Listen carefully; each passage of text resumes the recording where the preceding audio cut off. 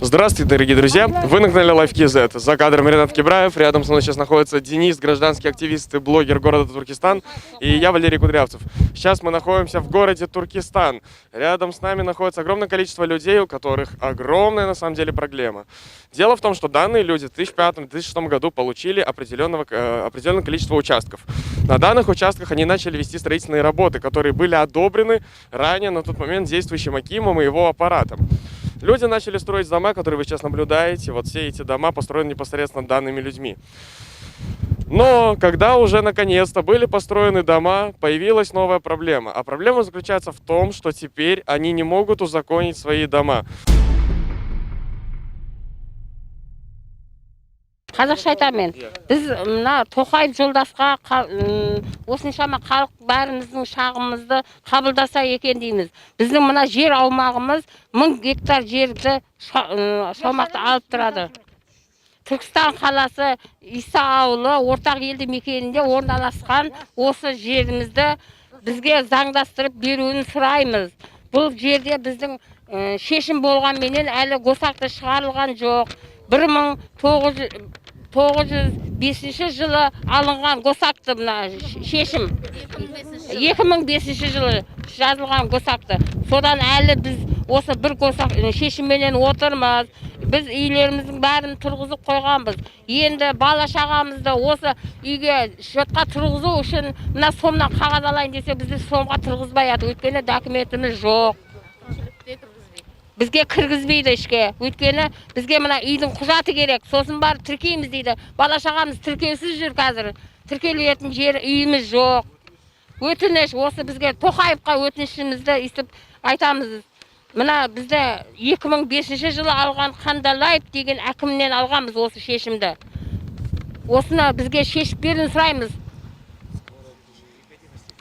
Вот смотрите, дорогие друзья, если говорить коротко о том, что написано в данном документе указано то, что каждый человек получает по 10 соток земли. И на данных 10 сотках он может спокойно строиться. И вот, как вы видите, люди построились, но в итоге ни улицы, ни номеров домов, и, соответственно, самого района нету, да? Я правильно понимаю? Саламатсыздар ма? Ассалаумалейкум, үлкендер. Бізге мынау көшең атын берсе деген ойымыз ғой. Мына қарапайым халық 2005-те жол не ағамыз, решение ағамыз шешім. Сол енді сәл қиындау болып тұр мәселеміз.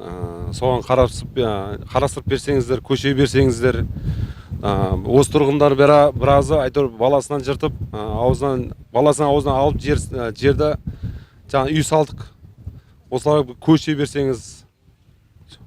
Я же правильно понимаю то, что вам всем здесь собравшимся нужны госакты, да?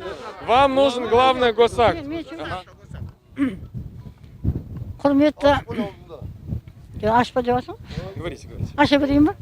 Құрметті ел азаматы, халық үшін отырған әкімдер, ел президенті Тоқаев мырзаға біз осы Түркістан қаласы Бекзат Мөлтек ауданында жаңадан үй салып, документсіз жүрміз пәлен жылдан бері. Сол документіміз суырлауға көмек берулеріңізді сұранамыз. Госакты керек бізге. Балаларды, жаңа ауырғандарды ешқандай шотқа тұрғызамаймыз. Бұл жақта больница жоқ ешқандай. Осы халықтың өтінішін орындауыңызды сұранамыз.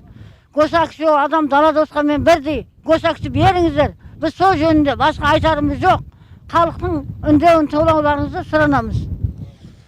Уважаемый Аким, уважаемый господин президент, смотрите, такая ситуация. Население говорит о том, что у людей нету больницы, у людей нету других коммунальных предприятий, которые определенные услуги оказывают.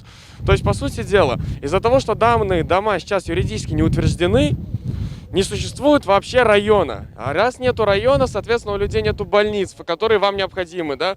У вас нету даже пожарной службы, как я понял, да? То есть, по сути дела, если случится пожар, то вас даже никто не сможет потушить. И других тоже государственных предприятий здесь нету, кроме школы и детского садика, которые, по сути, относятся к другому району. Поэтому я предлагаю сейчас просто, наверное, давайте мы с вашими представителями проедем к Акиму и попробуем встретиться с Акимом. Ты что скажешь вообще, вот, Денис, какое твое мнение по данной ситуации? Ну как бы им тяжело, скорая, допустим, к ним не может приехать, никакие они не могут использовать. Им надо юридическое какой-то документ. Значит, нужно юридически утверждать. Конечно, Ты, как местный житель, как гражданский активист, считаешь, что нужно решать этот вопрос. Сколько детей проживающих, стариков, женщин, то есть скорая к ним не приедет, ни адреса, ничего, как мертвые души. Хорошо. И получается, что даже у вас сейчас квитанции же приходят на пустые адреса, да? Вам приносят квитанцию, но она без адреса дома, да, вообще? Ага, очень интересная ситуация. То есть вопрос вообще тогда, а кто платит за квитанцию, кто платит за электричество, какие дома, если же даже номера у дома еще нету. Ну что ж, хорошо, я тогда предлагаю сейчас завершать данный эфир, данный выпуск и ехать непосредственно в акимат, господину Акиму, узнавать, как же получается то, что десятки, а то и сотни семей находятся, по сути дела, без юридической прописки и без крыши над головой.